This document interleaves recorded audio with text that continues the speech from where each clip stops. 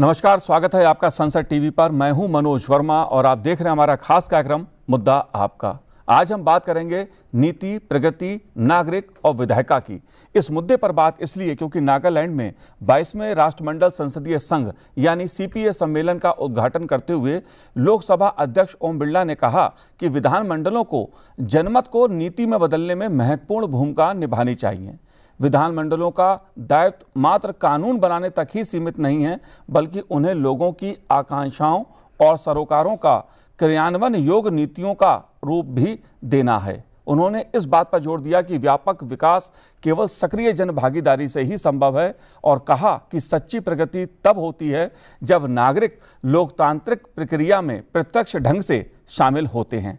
इसलिए जनप्रतिनिधियों को यह सुनिश्चित करना चाहिए कि नीति निर्माण में नागरिकों की आवाज सार्थक रूप से प्रतिबिंबित हो। इसलिए मुद्दा आपका में आज हम बात करेंगे नीति, प्रगति, नागरिक और परिवर्तन के उत्प्रेरक के रूप में विधायिका की। चर्चा करने के लिए दो खास मेहमान मेरे साथ इस समय स्टूडियो में हैं। पूर्व राज्यसभा सांसद राकेश सिन्हा जी हमारे साथ हैं। राकेश जी, आपका स्वागत है संसद टीवी पर। साथ ही हम बात करेंगे वरिष्ठ पत्रकार मुकेश कौशिक जी से। मुकेश जी, आपका भी बहुत बहुत स्वागत है। इस मुद्दे पर चर्चा करने से पहले आइए सुनते हैं लोकसभा अध्यक्ष ओम बिरला जी ने नागरिकों की जन भागीदारी में क्या कुछ खास कहा इस मुद्दे पर। जब नीतियां बेहतर होगी, कार्य योजना बेहतर होगी, तो निश्चित रूप से उस राज्य का विकास और प्रगति भी होगी। और मुझे खुशी है कि आज उत्तर पूर्व राज्य विकास की ओर तेजी से बढ़ रहे हैं। हमारे प्रधानमंत्री माननीय नरेंद्र मोदी जी ने हमेशा कहा है, अगर विकसित भारत बनाना है, पूरे देश का समावेशी विकास करना है, तो हमें उत्तर पूर्व राज्य को विकास के सबसे पहले रखकर जो विकास में कहीं पीछे रह गए हैं उनको आगे लाना होगा। आज हरवंश जी ने बताया कि किस तरीके से उत्तर पूर्व राज्य इंफ्रास्ट्रक्चर के रूप में, रोड कनेक्टिविटी के रूप में, एयर कनेक्टिविटी के रूप में, रेल कनेक्टिविटी के रूप में, डिजिटल कनेक्टिविटी के रूप में लगातार आगे की ओर बढ़ रहे हैं। हरवंश जी का बहुत लंबे समय तक नॉर्थ ईस्ट इलाके के अंदर एक पत्रकार के रूप में भी आना हुआ और इसलिए उनका मानना है कि विकास की संभावनाएं बहुत है। लोकसभा अध्यक्ष ओम बिरला जी ने कहा कि पूर्वोत्तर विधानसभाएं कागज रहित हो गई हैं और उनकी कार्रवाई सुव्यवस्थित ढंग से चल रही है। जाहिर सी बात है, मुद्दा पूर्वोत्तर के विकास का है और विधानमंडलों की भूमिका का है, नीति का है, प्रगति का है और नागरिकों की भागीदारी का है। चर्चा हम इस पर करेंगे और शुरुआत में राकेश सिन्हा जी आपसे करूंगा, क्योंकि मुद्दा नीति, नागरिक और प्रगति से जुड़ा है, विधानमंडलों की भूमिका से जुड़ा है। विधानमंडलों की भूमिका किस प्रकार महत्वपूर्ण भूमिका निभाती है इन तीनों मुद्दों पर? देखिए, लोकतांत्रिक प्रक्रिया पर आज ओम बिरला जी ने एक बहुत ही महत्वपूर्ण बात कही है। यद्यपि इस पर चर्चा पहले भी होती रही है, लेकिन जिस संदर्भ में, दुनिया के संदर्भ में आज उन्होंने बात कही है, इससे महत्व बढ़ जाता है कि जन भागीदारी लोकतंत्र में बहुत महत्वपूर्ण होती है। साधारणतः यह मानकर चला जाता है कि चुनाव के बाद जो राजनेता विधानमंडलों में आते हैं या संसद में पहुंचते हैं, वे अपने आप में स्वायत्त हो जाते हैं नीति निर्माण करने के लिए। ओम बिरला जी ने यहाँ दो महत्वपूर्ण बात यहाँ कही है। पहली बात कि जन आकांक्षाएं, ये एक डायनामिक प्रक्रिया है, गतिशील प्रक्रिया, जन आकांक्षाएं स्थिर नहीं रहती हैं। तो विधानमंडल और संसद के लोग उन गतिशील जन आकांक्षाओं का प्रतिनिधित्व करें। इसका तात्पर्य है कि सांसद और विधायक, जो माननीय प्रधानमंत्री नरेंद्र मोदी जी का जोर होता है कि आप अपने क्षेत्र की जनता के मन को टटोलें और मन के साथ जुड़कर हैं, उस जन आकांक्षाओं का प्रतिनिधित्व करें। एक दूसरी जो महत्वपूर्ण बात उन्होंने कही है कि नीति निर्माण जब होता है तो साधारणतः नीति निर्माण एक लोकतंत्र में एकाधिकार होता है विधानमंडलों का, संसद का। उस एकाधिकार में दूसरे का हस्तक्षेप नहीं होता है। लेकिन चूंकि जनतंत्र में जनता के द्वारा सरकार बनती है, इसलिए उस नीति निर्माण की प्रक्रिया के दौरान जनता के बीच जाना, यानी उस विषय को ले जाना, विषय पर जनता की राय जानना, उनकी आकांक्षाओं को जानना, यह इसका एक लाभ मनोज जी होता है। लाभ यह होता है कि जब किसी नीति निर्माण में लोक भागीदारी होती है तो उसको हम कहते हैं एक डेमोक्रेटिक लिटरेसी। जनता को आप साक्षर बनाते हैं उस नीति के प्रति, और इसके कारण गलत फहमियां फैलाने वाली ताकतें पीछे छूट जाती हैं। उस डेमोक्रेटिक लिटरेसी यानी लोकतांत्रिक साक्षरता के कारण वह जो नीति बनती है वह नीति एक सार्थक नीति के रूप में आती है, और विधायकों को, सांसदों को भी अवसर मिलता है कि उस नीति की विसंगतियों को जनता किस तरह से देख रही है, उसकी प्रकृति को कैसे मूल्यांकन कर रही है। इसलिए आज का यह जो कॉमनवेल्थ का अधिवेशन है जिसमें स्पीकर्स आते विभिन्न विधानमंडलों के, खासकर नॉर्थ ईस्ट के थे, यह कहकर उन्होंने नॉर्थ ईस्ट के भी विधानमंडलों को एक महत्वपूर्ण संदेश दिया है। जी बिल्कुल, इस मुद्दे पर भी हम बात करेंगे, क्योंकि नॉर्थ ईस्ट के जो विधानमंडल हैं उनकी विकास में जो भूमिका है, इस पर खास तौर पर जोर लोकसभा अध्यक्ष ओम बिरला जी ने दिया है। लेकिन मुकेश जी, मैं आपसे जानना चाहता हूं, जब हम बात विधानमंडलों की करते हैं और जनमत की बात होती है, तो जनमत को नीति में बदलने में विधानमंडल किस तरह महत्वपूर्ण भूमिका निभानी चाहिए या निभा सकते हैं? मैं बात वहीं से शुरू करता हूं जहां राकेश जी ने छोड़ी थी। जी, डेमोक्रेसी का सबसे खूबसूरत पहलू होता है उसका पार्टिसिपेशन। लोग, ये सरकार तो अंततः कार्यपालिका ही चलाती है, उसको ब्यूरोक्रेसी रन करती है, लेकिन विधायिका के जरिए आप उसमें जन भागीदारी करते हैं। और जन भागीदारी का अर्थ ये है कि हमारी जो इच्छाएं हैं, जो हमारी जो मांग हैं, हमारी जो आकांक्षाएं हैं, उसकी झलक, उसका प्रतिबिंब सरकार के कार्यों में दिखना चाहिए। वो कैसे दिखेगा? जो आपके चुने हुए विधायक हैं उनके जरिए जब वो विधानसभा में अपनी बात रखेंगे तो वो लोगों की बात रखेंगे। ये पार्टिसिपेटरी डेमोक्रेसी का सबसे खूबसूरत पहलू है। मैं इस खास जो सम्मेलन हुआ उसके पहलुओं पर भी जाना चाहता हूँ। वो पहला ये कि इसका जो वेन्यू है, जो चुना हुआ वेन्यू, इसकी जो टाइमिंग है और इसका जो थीम है, वो तीनों एक दूसरे को अलाइन करते हैं।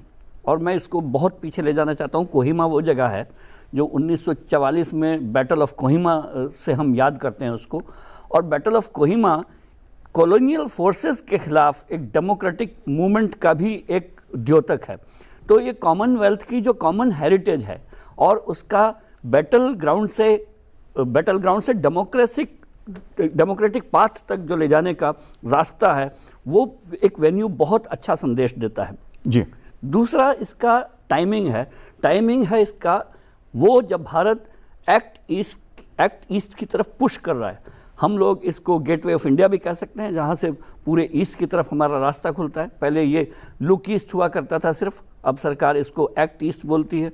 तो विकास का ये रास्ता ईस्ट की तरफ जाता है और ईस्ट को भारत के दिल से जोड़ता है। जी। और तीसरा है इसका थीम, जो पीपल, प्रोग्रेस, पॉलिसी, इन तीनों के ब्रिज में, अगर तीनों के बीच में कोई पुल बनाता है तो वो हमारा लेजिस्लेचर है, और ये इन तीनों को जोड़ देता है। तो जो हमारी लोगों की आकांक्षाएं हैं वो विकास के रास्ते पर एक तरह से हाईवे पर दौड़ने लगती हैं। जी बिल्कुल। लेकिन राकेश जी, मैं आपसे ये जानना चाहता हूं, जब बात नीति, प्रगति और नागरिक की होती है और विधानमंडलों की भूमिका की, तो क्या सिर्फ विधानमंडलों का काम कानून बनाना ही है, या वो कानून किस तरह क्रियान्वित हो रहा है, जनता की किस तरह भागीदारी हो रही है, ये भी सुनिश्चित करना है? एक बड़ा मुद्दा है ये।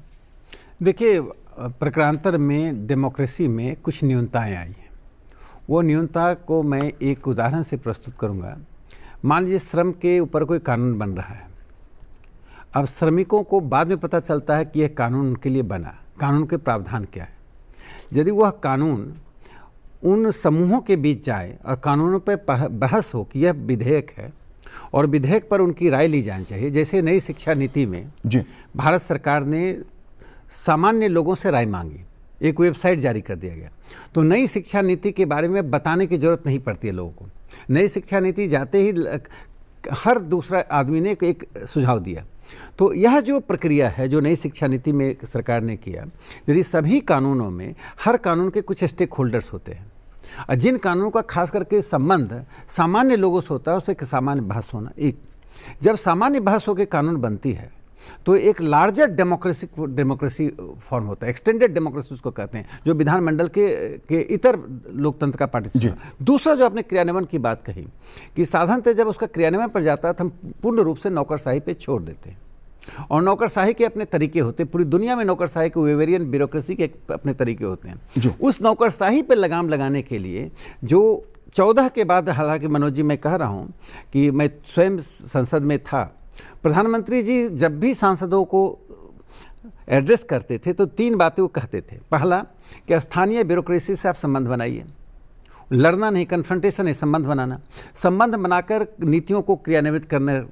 दूसरा, जो सरकार के कार्यक्रम हैं, मान लीजिए सरकार ने जनधन योजना दी, अब एक सांसद जाकर क्षेत्र में जा रहा है, जनधन योजना कितनी लागू हो रही है, कितने लोगों ने आया, तो यह जब सांसदों को, जनप्रतिनिधियों की भागीदारी सड़कों पर क्रियान्वयन पर होती है तो नौकरशाही में भी गुणात्मक परिवर्तन होता है जी। जो स्टील फ्रेम है, वो स्टील फ्रेम तो रहता है लेकिन वो मुलायम भी बनता है, अन्यथा वह एक लॉर्ड की तरह रहता है। जैसे जिले में जो डिस्ट्रिक्ट कलेक्टर होता है उसको वहाँ के स्थानीय लोग किसी से भी अधिक शक्तिमान मानते हैं, लेकिन यदि सांसद और विधायक ईमानदारी से जनता की इस मांगों को लेकर जाता है और उसमें जुड़ा रहता है तो मैं कहता हूँ कि ब्यूरोक्रेसी की एफिशिएंसी बढ़ती है, उनकी प्रतिबद्धता बढ़ती है, और जो न्यूनताएं हम बोलते नहीं हैं, जो न्यूनताएं रहती हैं, उन न्यूनताओं में अपने आप क्षरण होता है। जी बिल्कुल। मुकेश जी, जनप्रतिनिधियों की बात राकेश जी ने की, जाहिर सी बात है लोकसभा अध्यक्ष ओम बिरला जी ने इस बात पर जोर दिया है कि जनप्रतिनिधियों को यह सुनिश्चित करना चाहिए कि नीति निर्माण में नागरिकों की आवाज सार्थक रूप से शामिल हो। इसका क्या आशय है? आप लोकसभा संसद लंबे समय से कवर कर रहे हैं, जनप्रतिनिधियों से आपका संवाद रहता है, आप इस मुद्दे को कैसे देखते हैं? देखिए, मुझे लगता है कि कानून बनाना तो विधायिका का सबसे बड़ा दायित्व है ही, लेकिन ये वाला आखिरी फिल्टर होता है। पहले जो सरकार नीचे महसूस करती है, कानून तो पुराने भी हैं लेकिन उसको बनाने की आवश्यकता पड़ती है नए समय के हिसाब से, नए चलन के हिसाब से, नई ज़रूरतों के हिसाब से। उसका बहुत बड़ा मंथन कानून विधेयक बनने से पहले ही नीचे तय होता है। उसमें विधेयक पार्लियामेंट के स्तर पर, उनकी मिनिस्ट्री के स्तर पर लोगों तक पहुंचता है, उसका ड्राफ्ट पहुंचता है, उस ड्राफ्ट के हिसाब से हम लोग चेंजेस करते हैं, ब्यूरोक्रेसी चेंजेस करती है। लेकिन जब फाइनल ड्राफ्ट बन जाता है, कैबिनेट किसी राज्य की पास कर देती है, केंद्र की पास कर देती है, तो उसमें आखिरी भूमिका और आखिरी फिल्टर हमारी विधायिका का होता है। तो जन आकांक्षाओं के हिसाब से, नई ज़रूरतों के हिसाब से वो कानून बने, और सिर्फ कानून ही बनने की प्रक्रिया नहीं है। यदि नीचे कुछ ऐसा समस्याएं पैदा हो गई हैं, लोगों के भीतर कुछ उबाल आ गया है, तो विधायिका या संसद या विधानसभाएं हमारी एक अच्छे प्रेशर कुकर के रूप में उसको परिलक्षित करती हैं। जैसे कि अगर लोगों में गुस्सा है किसी बात को, तो वो विधानसभा के पटल पर दिखाई देता है या संसद के पटल पर दिखाई देता है। वो गुस्सा जो सड़कों पर लोगों के रोष में बदलता, वो विधायकों के जरिए एक सीटी बनकर बहुत आसान कर देता है हमारे लोकतंत्र को। मैं इसको बहुत बड़ी भूमिका देखता हूं इस रूप में। जी राकेश जी, लेकिन विधानमंडलों का संचालन सुव्यवस्थित तरीके से हो और गर्मा बनी रहे, इस बात पे भी लोकसभा अध्यक्ष जी ने जोर दिया है और कहा है कि विधानमंडलों की गर्मा बनी रहनी चाहिए। और जब बात हम नॉर्थ ईस्ट की करते हैं तो जाहिर सी बात है कि जो नॉर्थ ईस्ट की सरकारों का इतिहास रहा है, ऐसे उस संदर्भ में लोकतांत्रिक व्यवस्था को, विधानमंडलों की व्यवस्था को आप कैसे देखते हैं पूर्वोत्तर के संदर्भ में? देखिए, ओम बिरला जी ने जो लोकसभा और राज्यसभा या विधानमंडलों के संचालन की बात कही है, वो उनका एक दर्द भी छलका है इसमें।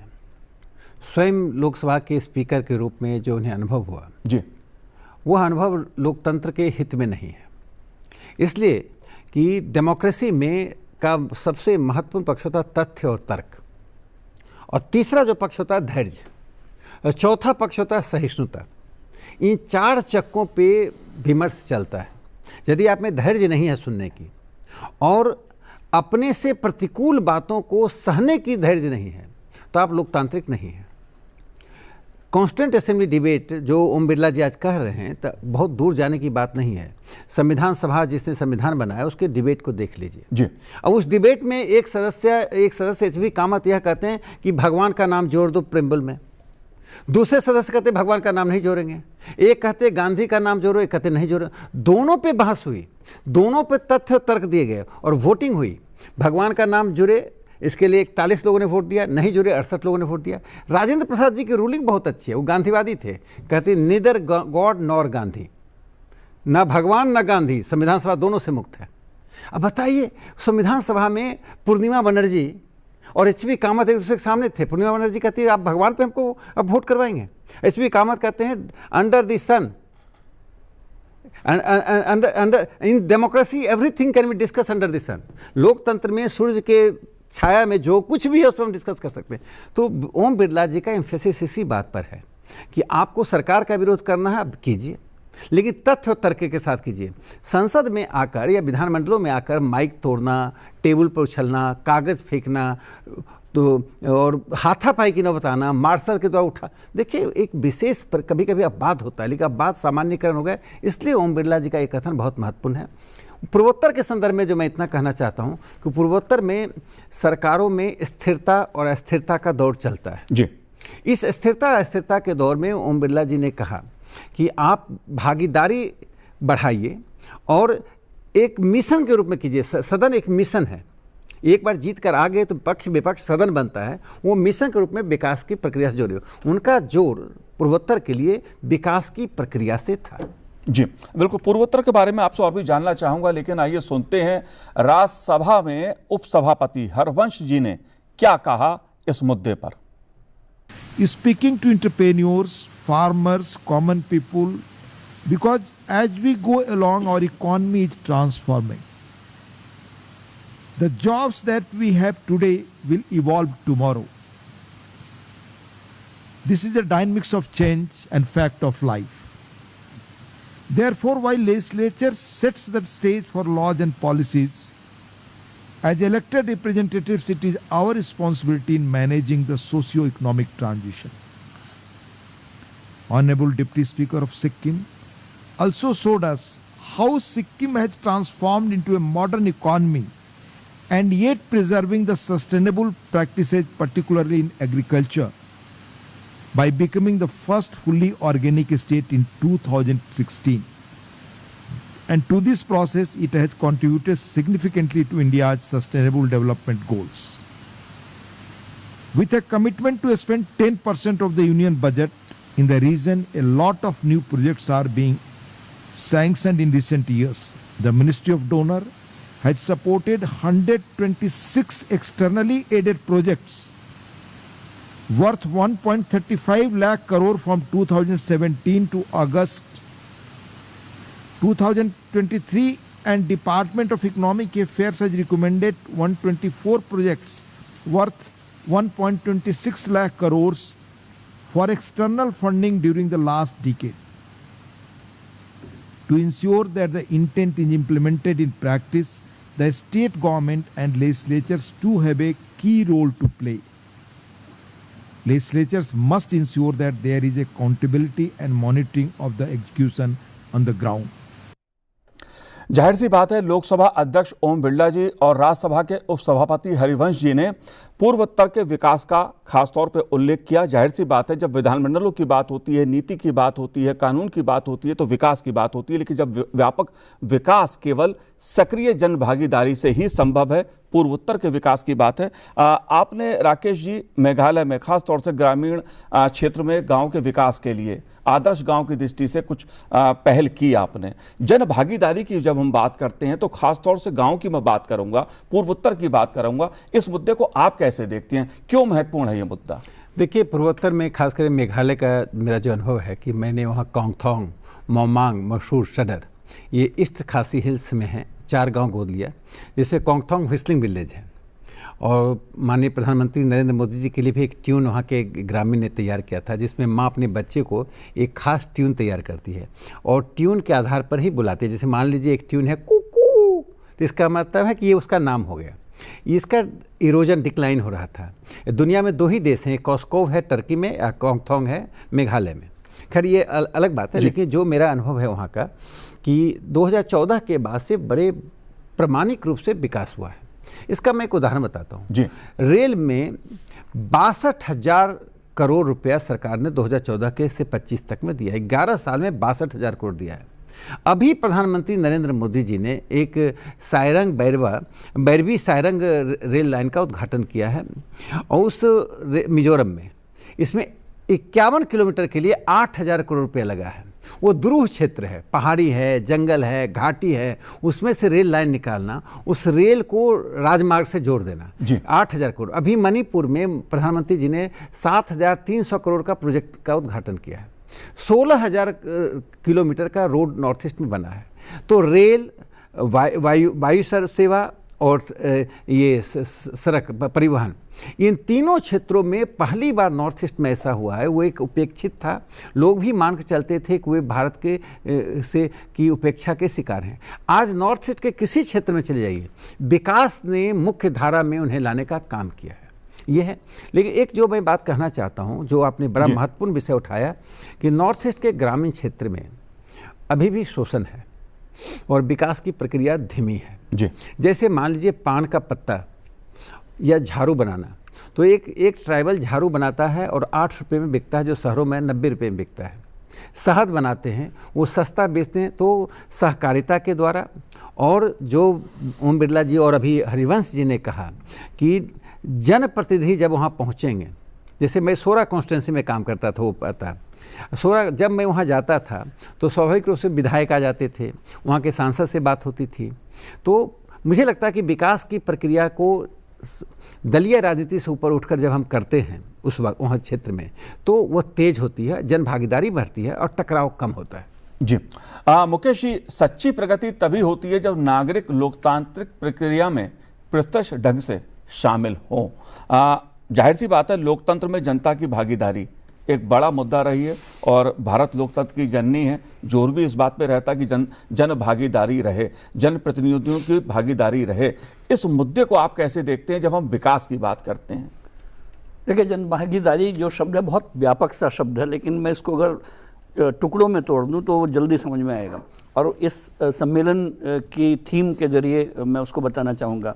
जैसे कि नॉर्थ ईस्ट में जो ये सम्मेलन हुआ, उसमें सबसे 3 बड़े चैलेंजेस हैं। वो ये कि बायोडाइवर्सिटी वहाँ पर ख़तरे में है, एथनिक डाइवर्सिटी जो मॉडर्न चीज़ों का वहाँ पर ऑनस्लॉट हो रहा है वो ख़तरे में है, और ये सारे राज्य एक तरह से बॉर्डर वल्नरेबिलिटीज़ में हैं। चाइना से लगता हुआ इलाका है, हमारा भूटान से लगता है इलाका है, बांग्लादेश से लगी हुई सीमाएं हैं।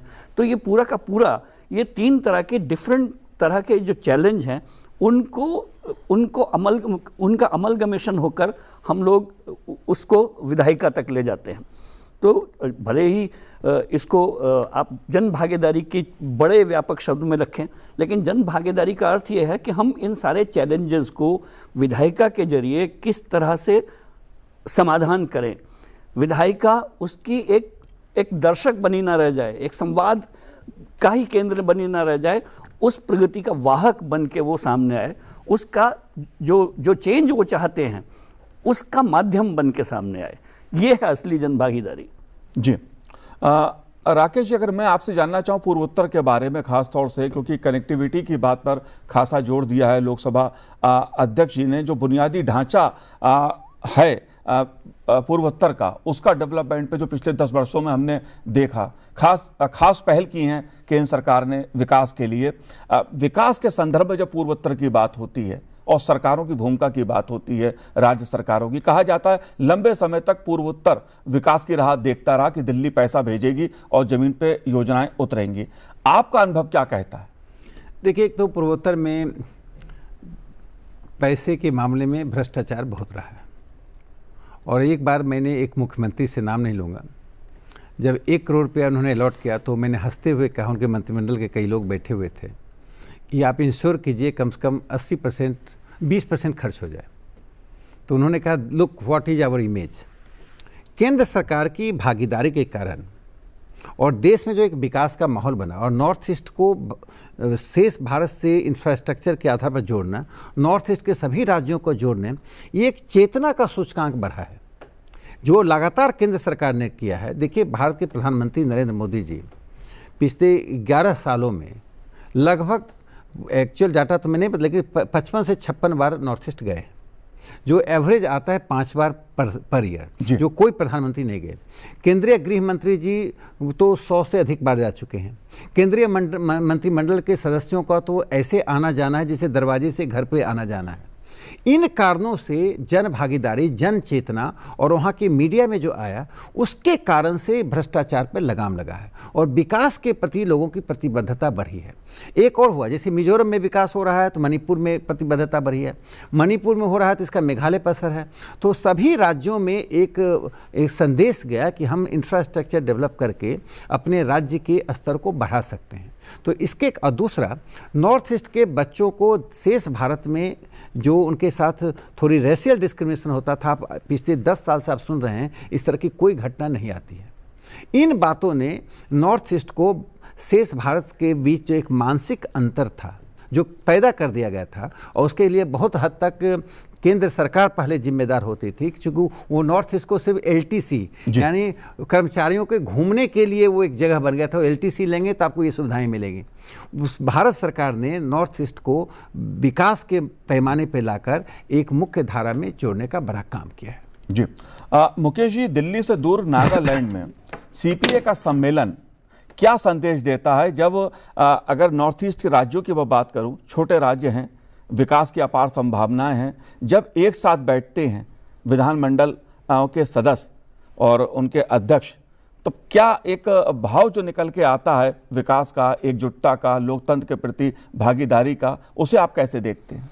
देखिए, राकेश जी ने इतनी योजनाएं जो रेलवे की गिनाई, कितने प्रोजेक्ट हमने पैदा किए, वो सिर्फ नॉर्थ ईस्ट तक नहीं, अब तो आज प्रधानमंत्री भूटान में, हम बता दूं कि भूटान तक हम लोग रेलवे 2 लाइन पहुंच गई और कनेक्टिविटी के इतने बड़े सेतु, इतने बड़े प्रोजेक्ट बन गए। इंडियन एयरफोर्स के मेरे को एक अधिकारी ने बताया था कि विजयनगर एक ऐसी जगह है जहां पर लिखा हुआ शब्द माचिस की डिब्बी पर ही पहुंचा था, उस जगह हमने आज सुखोई उतार दिया था जी। ऐसी जगह की कनेक्टिविटी वास्तव में सुधरी है, लेकिन एक आत्मीय कनेक्टिविटी नाम की चीज़ होती है जी। एक ऐसी कनेक्टिविटी जिसमें लोगों का जुड़ाव महसूस हो।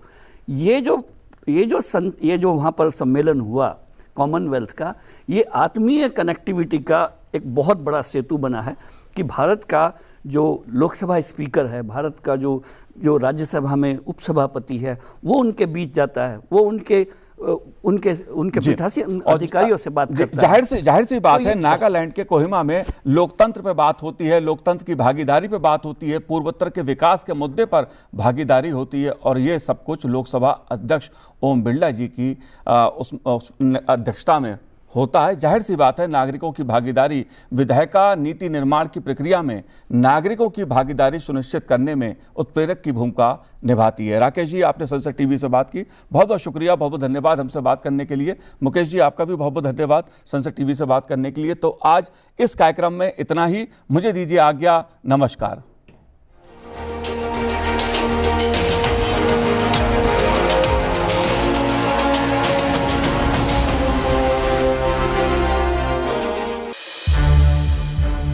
संसद टीवी के और भी प्रोग्राम्स देखने के लिए सब्सक्राइब करें हमारा YouTube चैनल और हाँ, इन्हें लाइक और शेयर करना ना भूलें।